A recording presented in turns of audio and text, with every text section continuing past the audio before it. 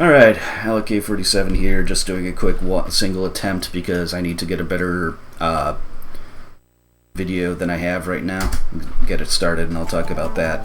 Basically, I'm going to be doing more attempts of this because of a couple online marathons I'm running it for, including Big Bad Game-a-thon, because this is a very notoriously bad port of Sonic 1 for the Genesis, and I'm going to be running it for that. But in the meantime, I just have mostly practice on a couple other marathon runs, easily the better of which was consigned to the oblivion of non-highlighted Twitch VODs, unfortunately. And I didn't record it on my end, so it's gone. Thus, I must do this. But this port is absolutely god-awful, but surprisingly playable in many ways, except when it drops a couple inputs like it did there. That is actually fairly uncommon in this game. It is usually very good about not dropping your inputs. Funky things can happen in a variety of other ways, but generally dropped inputs are one of your lesser worries. So it is consistent in that way, at least. You also conserve your speed if you're not pressing a direction while you're stopped by a wall, so that is something that is abused several points throughout the run. That was supposed to be a spin dash. I don't really care about the speed shoes here for the stage because my spin dash gets me plenty of speed. I just want them for the boss because they do make manipulating your position a little bit easier. So I'm going to get a couple hits here, and then I'm just going to jump on top of the boss and kind of bounce on top of it for the rest of the fight. That's a little bit easier with speed shoes. Oh, and I got greedy. I was going for the last hit in a way that would have gotten it with one fewer bounce than it would have otherwise, and instead I just dropped down and missed the hit.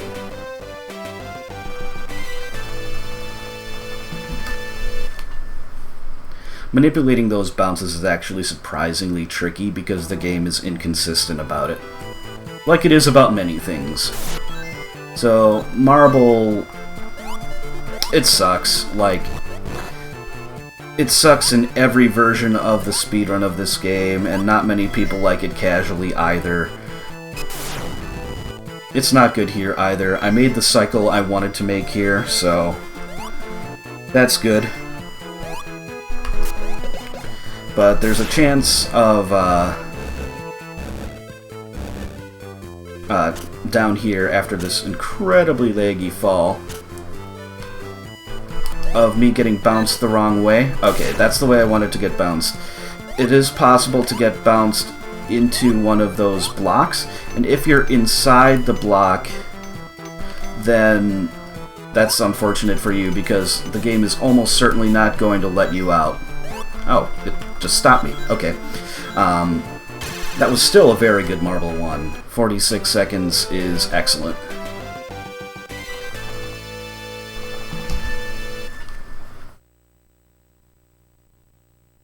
Granted, it's a little bit longer than that in real time, but like 46 seconds in the in-game timer.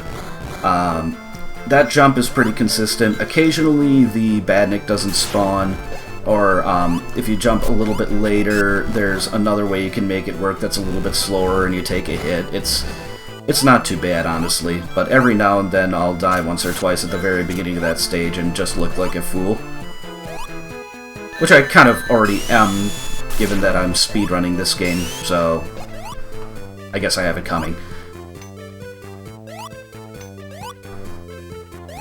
This area is really laggy and it's kind of hard to modulate your jumps there.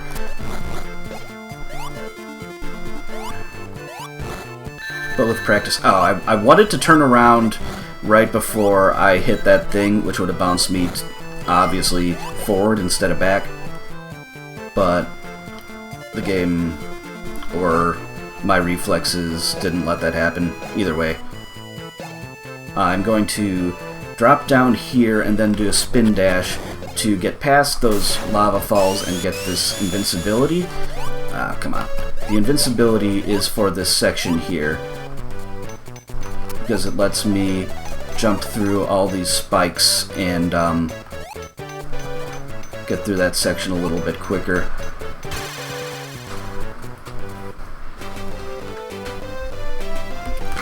As well as obviously rolling on the lava, but you can get through that section pretty quickly even without that, just by dropping down and then doing a spin dash jump.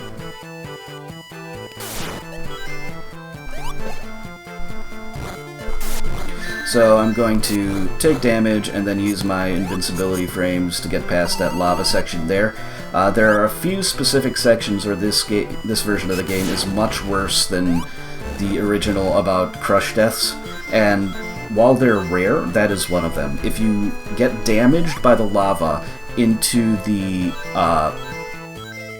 little weights that drop down, then you pretty much always trigger a crush death. It's almost always the case.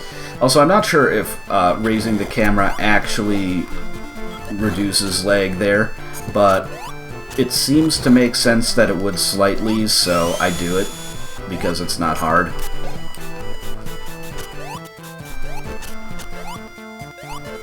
Now this section is actually a little bit tricky, so I got the first part, and then I did not get the turnaround. Okay, and even sometimes if you do get the turnaround there, alright, so I'm gonna have to get out of this thing's way.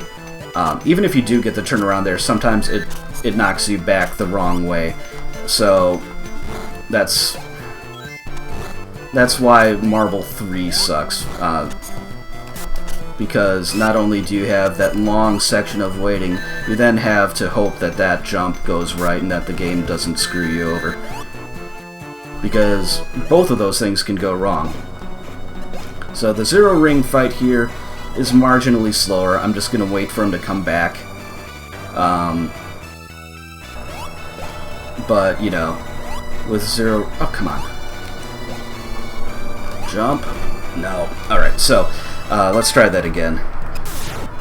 What I was trying to do there at the end was get kind of on top of Robotnik and do a juggle like I did against the Emerald Hill boss. Like so. So that is entirely safe, because even if he shoots out the... Assuming you get enough hits quickly enough, I got very bad luck with the bounces there.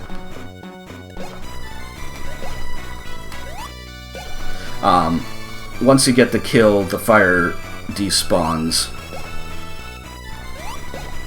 So, alright, this is definitely safe because there's the kill. This is, I would say the hardest boss in the game, with the possible exception of the last one.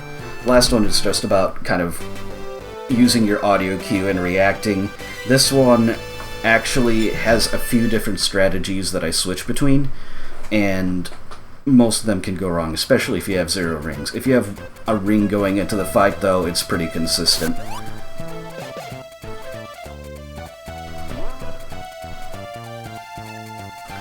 Spring Yard, I would kind of mention that you can go over the top here in the Genesis version, and you can't in this version because of the way this version treats slopes and momentum. It's kind of weird, and it doesn't let you do that, so I would probably kick it over to donations at this point, just like I probably would have at the marble platform weight.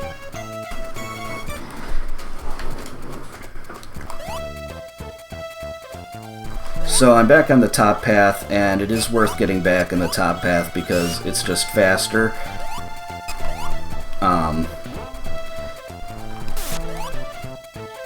I didn't jump quite high enough there. I wanted to land right there. That guy has a tendency to hit you if you jump too far and land too far on that platform, which is where it's honestly easier to time the jump, so every now and then you end up short. Or taking a hit.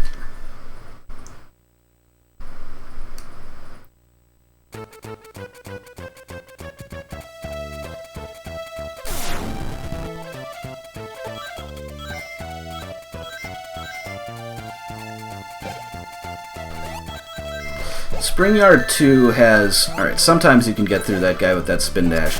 The way I treat that little bit there depends on their positioning. So I'm going left here because the game loves to crush you right there. That is something I've never seen before. Where it just kind of zips me down to the spring.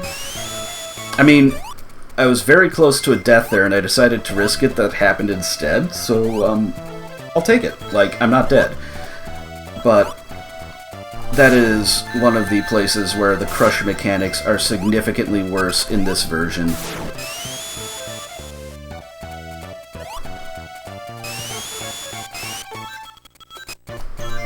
Otherwise, the stage is not too hard. And I've made it a habit of not jumping at the end because if I play the stage really well, I have 50 rings at the 50 plus rings at the end, and I would have jumped into a bonus stage ring, which obviously is not something I want to do. Even though the bonus stages are horrendous, like, it's hard to really realize how bad they are unless you're playing the game, because in the original, you kind of have this stickiness where you kind of stick to the stuff you're colliding with and can jump off of it more easily, but you do not have that benefit in this version, and it makes the special stages incredibly difficult. This jump is annoyingly precise. There are a couple ways to do it, and neither is working for me. You can either get a really precise position, or you can kind of jump with a little momentum like that. This, at this point, would have been slower for me to take the bottom route, which is why I only give getting up to the top route one attempt. Additionally, I then have to... Okay. So if I jump like so, I'll be fine. Alright. So you kind of have to do a blind leap of faith there if you're actually trying to be optimal.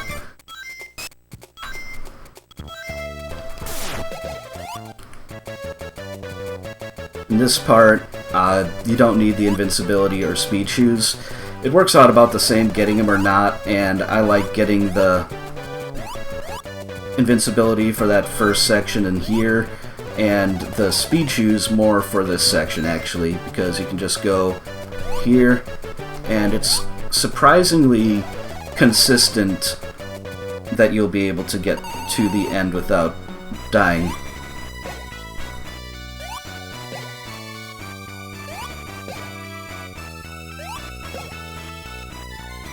This boss is boring.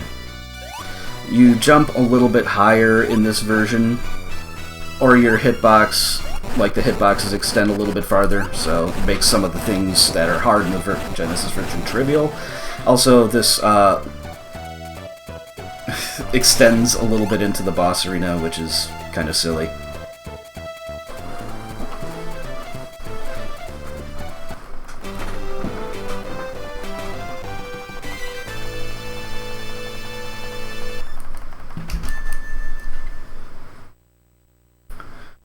Now, Labyrinth is where the run is kind of made or broken, because each stage has a skip, and each skip can potentially go poorly.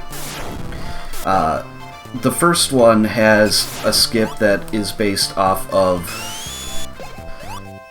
the physics and how they're questionably programmed in this version of the game. So when you get out of the water, those guys I don't have to kill, but it's much safer if I do. When you get out of the water, instead of just changing the physics, it just adds speed. So I'm getting a spin dash and then a precise jump. That was not quite high enough, but if I go too high, then it's bad. So I want to make sure I'm not too high. So getting up to that section in the Genesis version, you would have to go and hit a switch, and that would send you there on a platform that you would ride over, but that platform does not spawn in this version of the game, so you have to get there another way. Going around, which you would have to do without the spin dash, is painful. It is so long, so boring, and the stage lags really hard.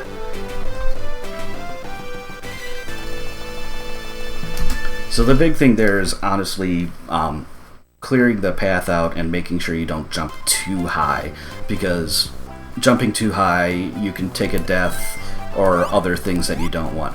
Here, we're taking advantage of springs and how they try really hard in this game, but just can't quite. So, alright, that's unfortunate. I'm going to take a death here because it is much faster to do the skip. What I'm trying to do is jump and kind of clip into the spring. It's not super hard, but it can be a little bit precise. Alright. I didn't get sent all the way down. That's good. There we go. And that allows you to just kind of walk up into the ceiling here. And, yeah. Then just jump over that section, and another jump to be in the water less, and you're done with the stage.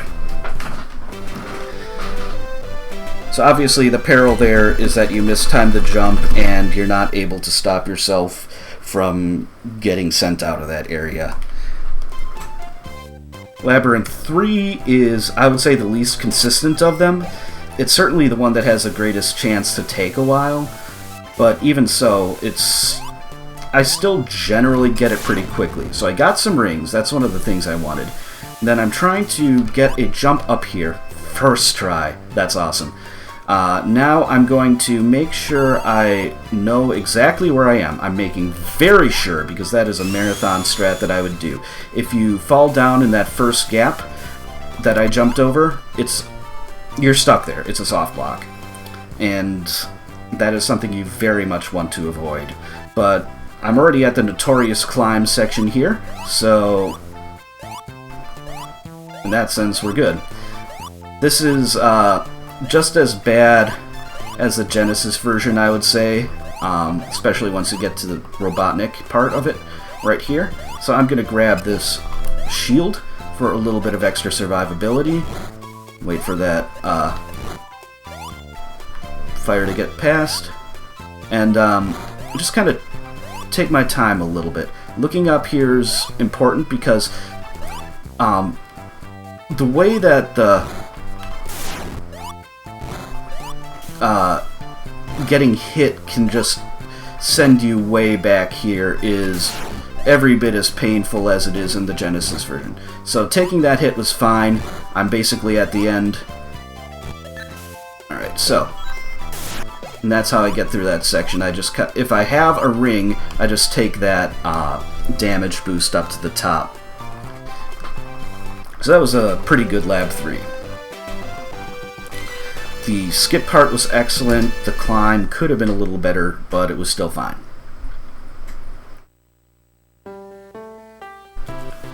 Starlight is nice and chill, just like it is. I wanted to break a little bit more than I did there, because that would have allowed me to jump, and then the rest of that section would have gone the same. So here, there's a chance that you can end up clipping there, like so. And now I'm going to damage boost through that guy, essentially, and take the top route here. Take a spin dash, hold right. And here, it doesn't matter if I end up on the top route or down here. They take about the same amount of time unless you hit that guy like an idiot like I did just there. And then again here you can just kind of clip up in there. It doesn't always happen, but when it does, it nice. Jumped a little high there. That happens sometimes.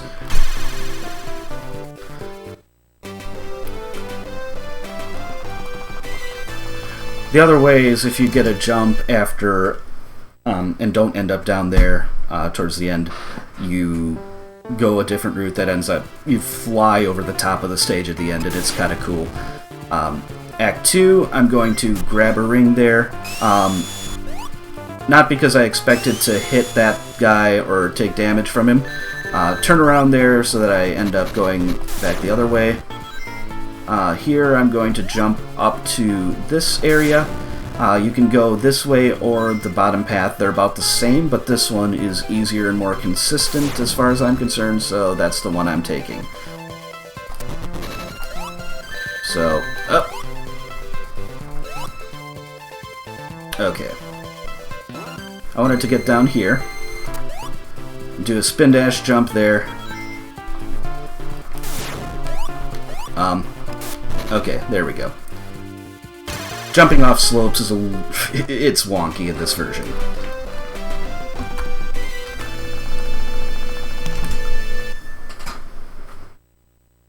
But anyway, what I actually wanted to do is go a little bit lower and not hit that higher seesaw.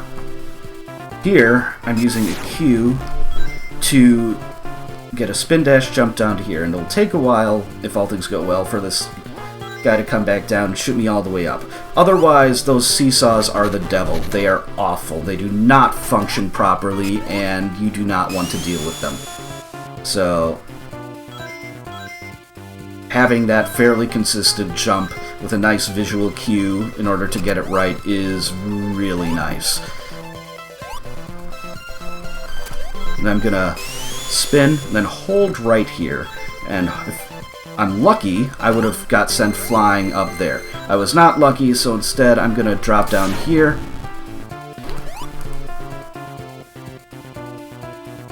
Go this way. Take a damage boost. Hopefully get a ring. I did not, so I'm going to be safe and go backwards a little bit, make sure I get one, because it is very easy to take damage against this boss. You can see it takes the game a moment to catch on to the fact that I'm at the boss, which is kind of amusing. Also, it's very easy to jump up and hit the boss, as opposed to the Genesis version. Yep, okay, you got the hit. Need one more? There we go. Alright, I'm gonna jump over that guy, played extra safe. So I have 0 rings. And those seesaws, again, they do not function right in this version of the game. They are wonky. They can kill your momentum and do all sorts of other things that are just a joy to deal with. Scrap Brain is absolutely broken by the spin dash, and I'm glad it is. So, I'm gonna go up here and make my way up to this top section here. Take a little damage boost forward there, and I'm going to do a spin dash jump off of there, and then a nearly full jump off of there, which is a safety strat so that you clear that gap consistently. You brush up against the wall a little bit, which isn't super fast, but it's fine. Then there's this section which normally you have to slow down a little bit, but if you're going fast enough, like with a spin dash, you can just do that. And that's Scrap Brain 1, pretty much. It's honestly not a hard stage. As you can see, I finished it in 31 seconds.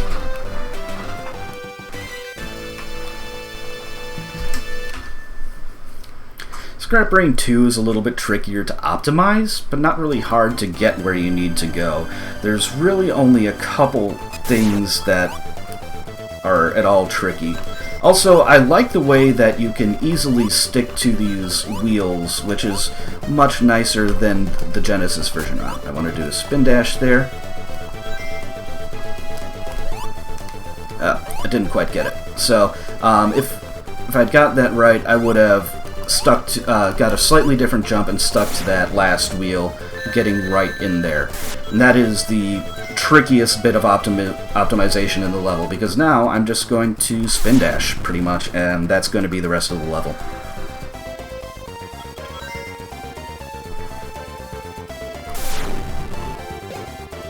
Spin!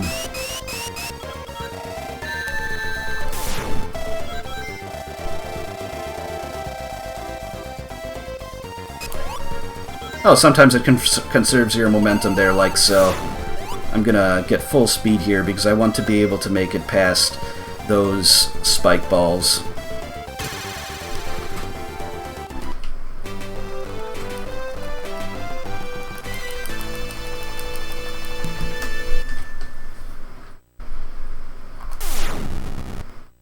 So there's no sound effects here for Robotnik hitting the switch.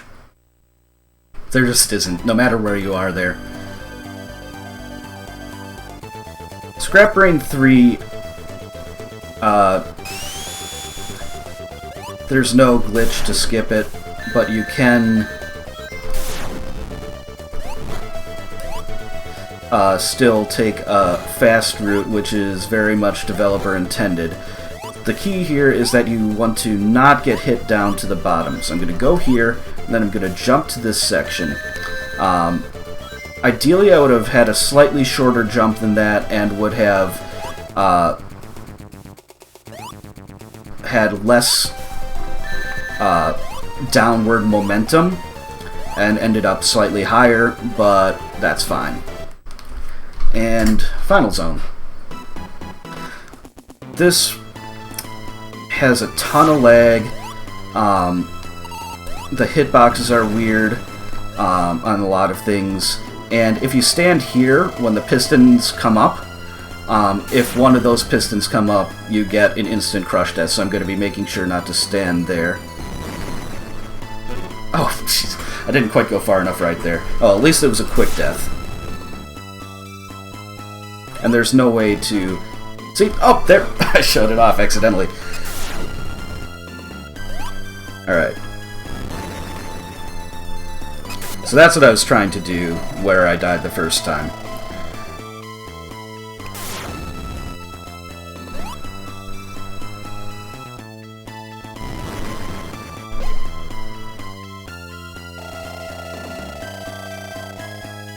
And this is pretty self-explanatory. It's just use the audio cue to know when the pistons are coming and react.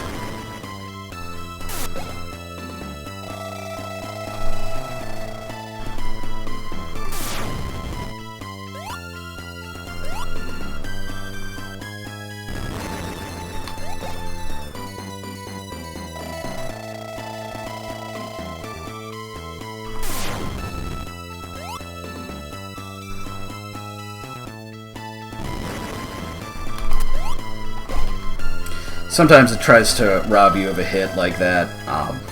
Like I said, the hitboxes can be a bit wonky.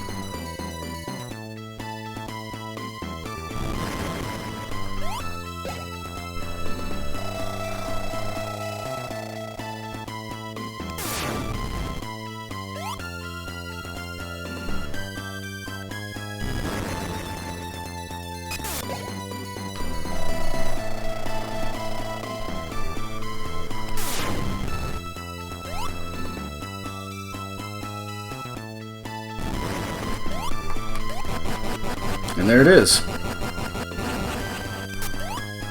And then I like to spin dash back and forth because it kind of makes Robotnik slow down. And so, like, he doesn't even get away. You can slow him down more than that and he won't even make it all the way off the screen. But anyway, that's Sonic 1 GBA, or Sonic the Hedgehog Genesis, as it is officially called. It is awful. It is perfect for a certain block. And with that, I'm done for now.